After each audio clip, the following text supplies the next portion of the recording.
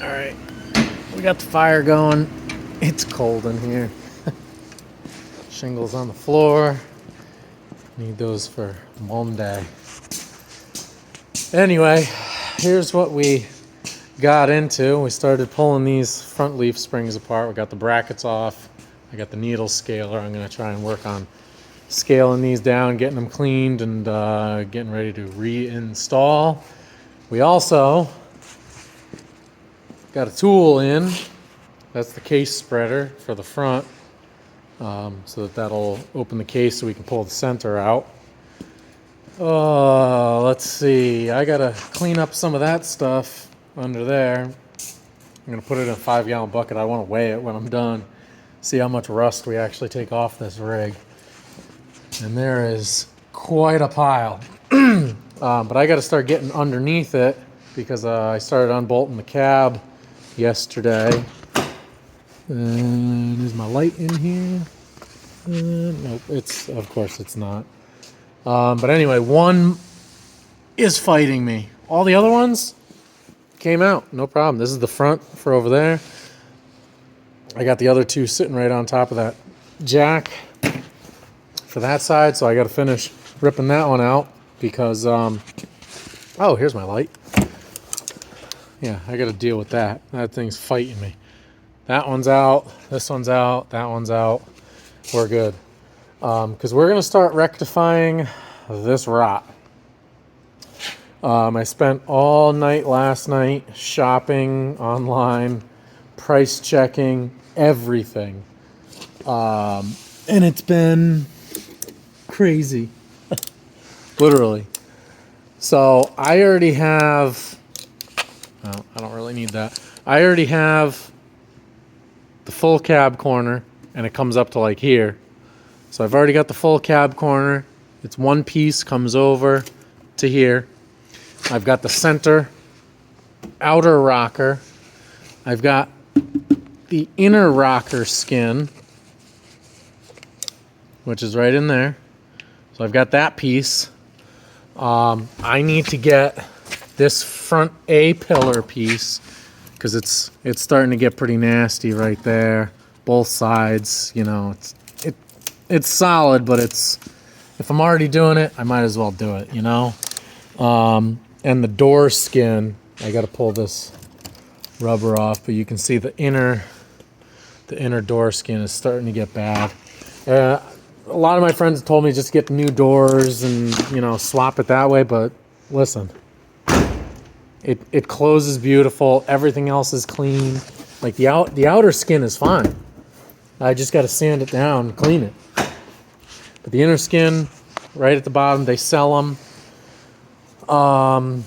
So I already have 1, 2, 3 pieces. I got it in a kit from one website. It was like $300 for both sides.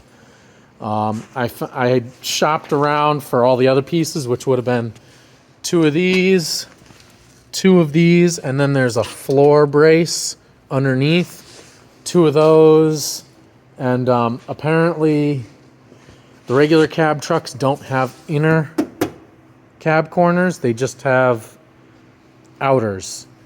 The crew cabs and extended cabs have inners, so you don't need them, but I may put them in. I'm not sure yet. I haven't decided. But it was like 500. It was like $600 for all these if I was buying them from the same site from that. So I shopped around. I ended up finding the door skins for like $90 each or $80 each. The floor brace was like $70, and the front A pillar was I think $80 or something like that. It wasn't bad. So I'm just going to be checking everything else out, making sure everything else is good, because you can see it's nasty. Now that bracket that I'm going to be getting for the floor support is this one right here. You can see these 2 pieces right there. It's supposed to be those 2. Supposed to be. I don't know. And I have to fix this because I cannot find this cross member at all. I can find those pieces. I cannot find this piece. I found a website that supposedly has it, but it's out of stock and unable to be gotten, and nobody knows when it's coming in. Whatever. It is what it is. What else? Let's see. We got, no, we had some rust just fall off. You saw the other video where we got this mounted up.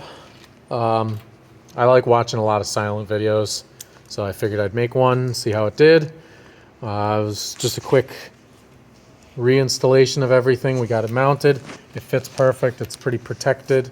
Just drilled 2 holes and that's it. Done.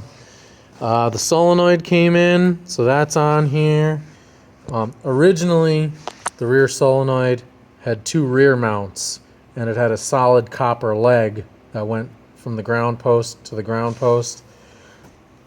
Not so lucky this time.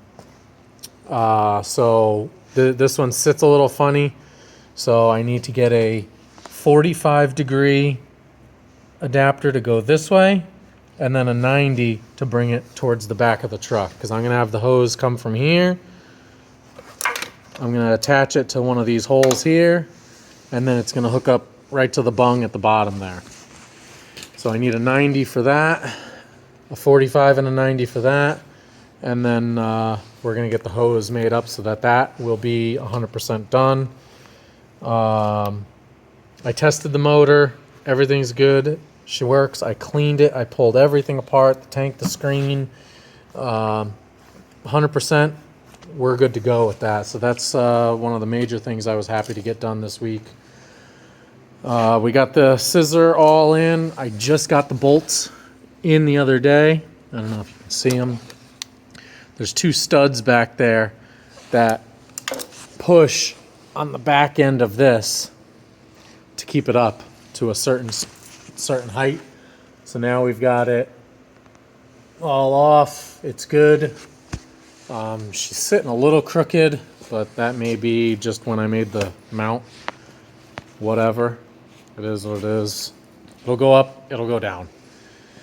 So we're happy with that. That's all going good. I did not tighten those down yet because I'm still figuring out what I want to do for track bars.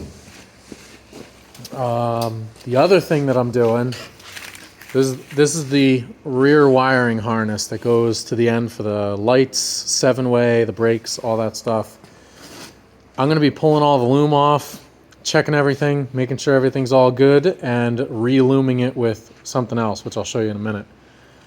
Because I want all this wiring to stay on the driver's side.